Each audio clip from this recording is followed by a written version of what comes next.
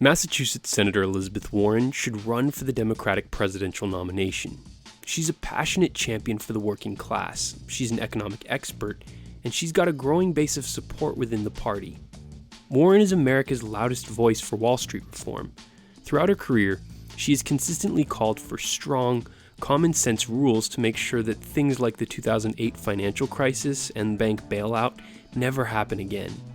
Her hard work and advocacy led President Obama and the Democratic Party to create the Consumer Financial Protection Bureau, an independent agency that makes sure banks and credit card companies can't take advantage of people with confusing contracts that are impossible to understand without a law degree. She's incorruptible, and the Republican Party and Wall Street hate her for it, which makes me love her. Warren is determined to help as many people as possible, so she ran for and won a seat in the U.S. Senate in 2012, a campaign that showed what she was capable of.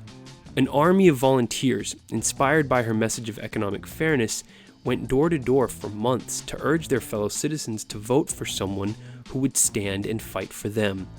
Warren raised more funds than any other non-presidential candidate in the entire election, most of it coming in small contributions from working people. Money poured in from every state, a sign that her message connected with people across the nation, and an indication that she could be very successful as a national presidential candidate. In her 2 years in office, she's delivered great speech after great speech on the Senate floor, has developed a reputation as a tough questioner of members of the financial class who come before her in committee, and has introduced a common-sense bill that would help cut student loan debt, which is a huge problem for many young Americans.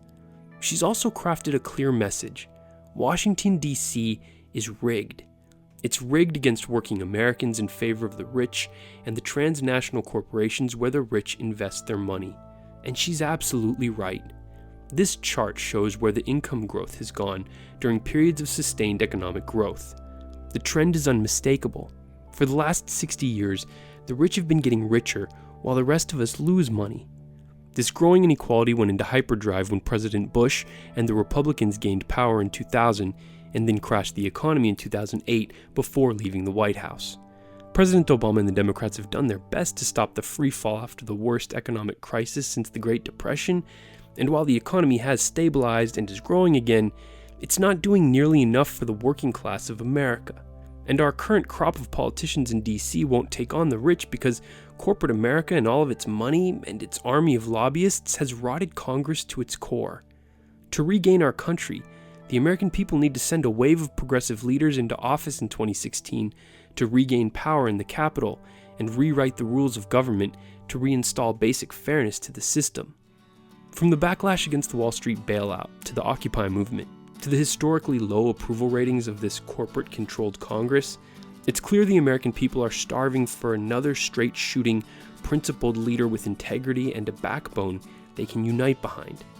Hillary Clinton would be a fine, slightly left-of-center president, and there's no doubt that she'd be amazing compared to any of the weasels from the Republican Party. But what I think America needs right now is a breath of fresh air. We'll have had 8 much-needed years of President Obama's steady, stabilizing hand, pulling America back from the brink and setting the country on solid ground. Now that we're in calmer waters, the stage is set for a reformer, a firebrand, a skullcracker that can come into office and focus on true, progressive reform while hammering home a single message over and over and over again, a message that will resonate with every voter, no matter their political party.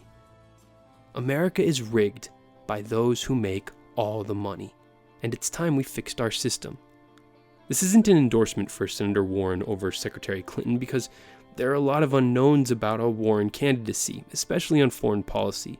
All I'm saying is that we deserve to see Senator Warren go against Secretary Clinton, 2 world-class women in a head-to-head campaign driven by substance and policy, a race that's all about who has the best ideas to solve the problems facing the country.